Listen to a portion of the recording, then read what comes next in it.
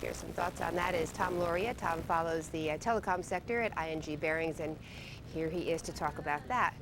Let's start with the big question, Tom. First of all, thanks for coming in. Thanks, Kathleen. The big question is, will it hold on? You know, will we see more than a day's euphoria from the Fed move? Well, we certainly saw quite an acceleration in stock prices today in some of the names that have been quite depressed. As an example, Juniper Networks, I believe, was up about 30 percentage points alone.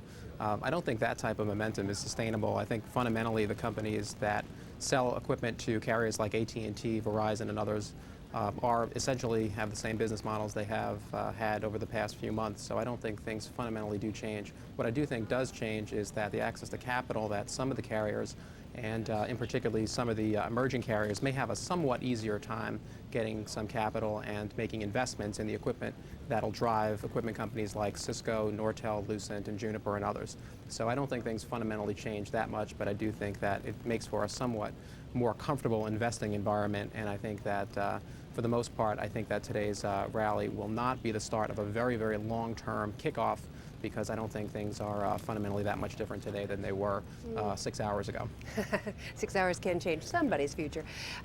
When we look at companies like Cisco and Nortel and Lucent, part of the issue about them is spending going forward. I mean, we had somebody in the other day who was saying that companies on this level, the telecom portion, are spending every invested nickel they can to build out the system. What do they call it? The telecom, the optical networking systems, yes. or the.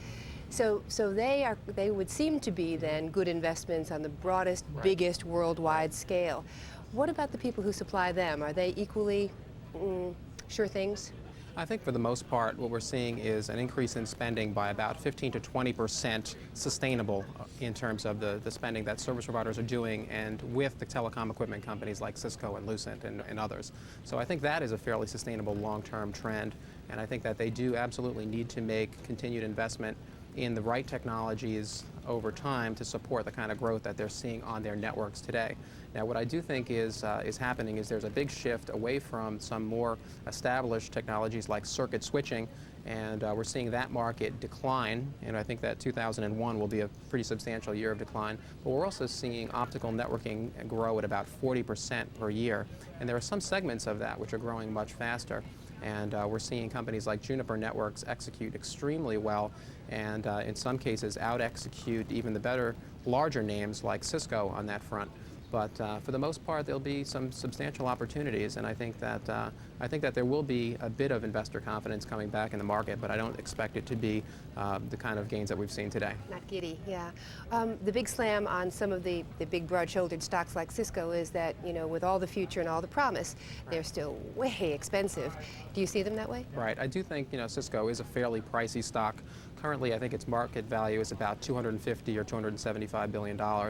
And I think that's a multiple of revenue of about 10 times. So it is a fairly pricey stock. It's certainly a lot more expensive than Nortel, which is trading at about $110 billion of market value, and Lucent, that's probably closer to $50 billion today. Is there a single play in that space you love? Well, I think Cisco is the right company in terms of the larger companies that are out there, because it really is benefiting from IP and optical, and as individuals like you and I use more data networking centric devices, what we're seeing is companies that are specializing in IP, Internet Protocol technologies like Cisco, add optical competency to their portfolio, and so they're really capturing the lion's share of the growth. Gotta leave it there. Okay. Too much to say. Thanks, Tom. Thanks, Kathleen. Please come back.